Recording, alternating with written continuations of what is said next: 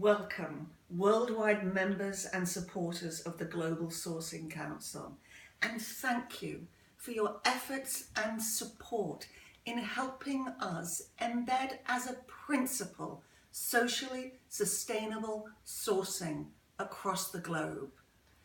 Our topic today is a difficult one. It is the question of global slavery. And many of you may not appreciate how omnipresent this issue is. Of course, we record and investigate the invisible aspects of slavery, especially in the developing South, hidden in supply chains. But what about down the road from you? What about the time you go to a nail salon for a manicure? What about the Mexican gardener who mows your lawn?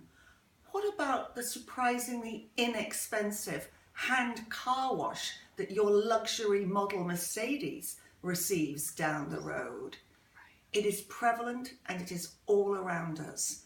And those children sitting in doorways in our big municipalities have a story behind them, and that story, more often than not, involves not only sexual abuse, but sex trafficking. We must act to stop this humanitarian atrocity. We don't even know how to estimate the scale of the problem.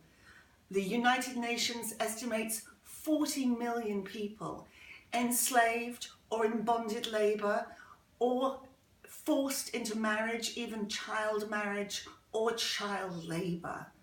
What can each of us do to address this problem? Whether we are professionals involved in supply chain management, whether we're compliance officers in large corporations, or whether we're simply consumers making choices every day and taking the time and trouble to investigate the backstory behind things as mundane as our pet food and our frozen prawns.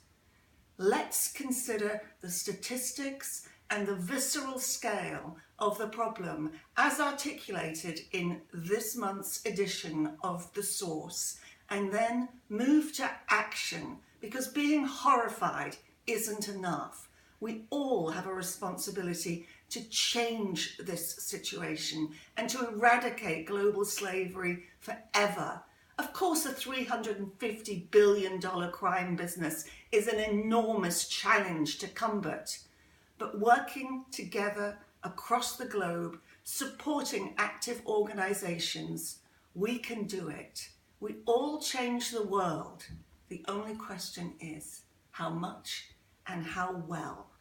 So thank you, Global Sourcing Council members, for your commitment, for your passion, and most of all, for your empathy.